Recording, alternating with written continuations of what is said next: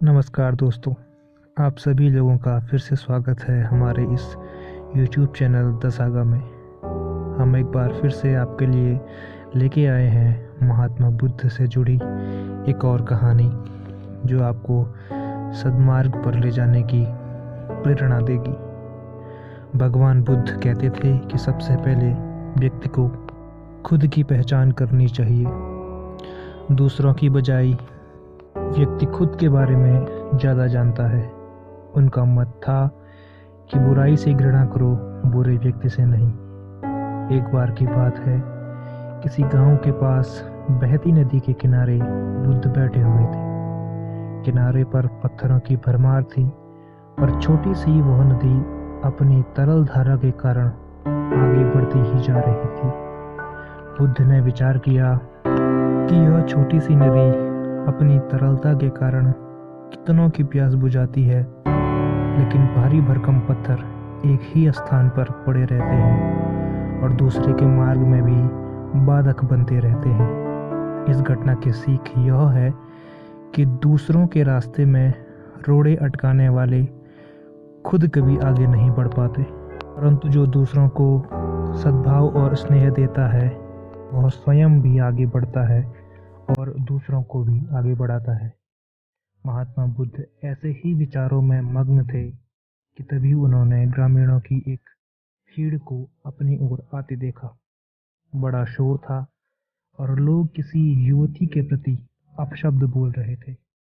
भगवान ने देखा कि लोग एक युवती को घसीट कर ला रहे थे और उसको गाली भी दे रहे थे।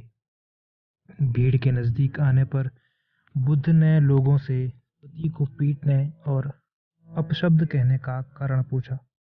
लोगों ने कहा कि यह स्त्री व्यभिचारी है और हमारे समाज का नियम है कि यदि कोई व्यभिचारी स्त्री पकड़ी जाए तो उसे पत्थरों से कुचलकर मार डालना चाहिए। भगवान बुद्ध ने युवती की ओर देखा और कहा, जो तुम चाहते हो वही करो, पर मेरी एक शर्त है कि पत्थर मारने का अधिकारी वही है जिसने कभी भी खुद व्यभिचार न किया और न ही उसके मन में ऐसे विचार कभी आए हों। इतना कहकर भगवान बुद्ध शांत हो गए। चारों ओर मौन था। कुछ समय बाद लोगों की भीड़ मन में पश्चाताप का भाव लिए वहां से विदा हो गई।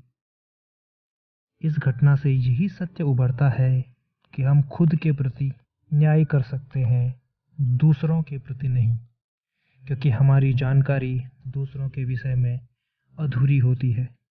यदि हम किसी के प्रति न्याय करना चाहते हैं तो उसे ऐसा प्यार और स्नेह मिलना चाहिए कि खुद ही दोषों को स्वीकार कर लें और उन्हें पुनः न दोहराने का व्रत और संकल्प लें। तो दोस्तों, ये थी हमारी आज की कहानी और इस कहानी से मिलने वाली सीख ये है कि किसी दूसरे के बारे में बुरा कहने से पहले हर व्यक्ति को अपने अंदर झांक कर जरूर देखना चाहिए, या किसी व्यक्ति पर उंगली उठाने का अधिकारी वही व्यक्ति है जो खुद में, या किसी व्यक्ति पर लांछन लगाने का अधिकारी वही व्यक्ति है जो खुद में पवित्र और निश्चल है। तो दोस्तों, ये थी हमारी आज की कहानी। आशा करता हूँ कि इस कहानी को सुन के आप अपने जीवन में सद्मार्ग की ओर बढ़ें। धन्यवाद।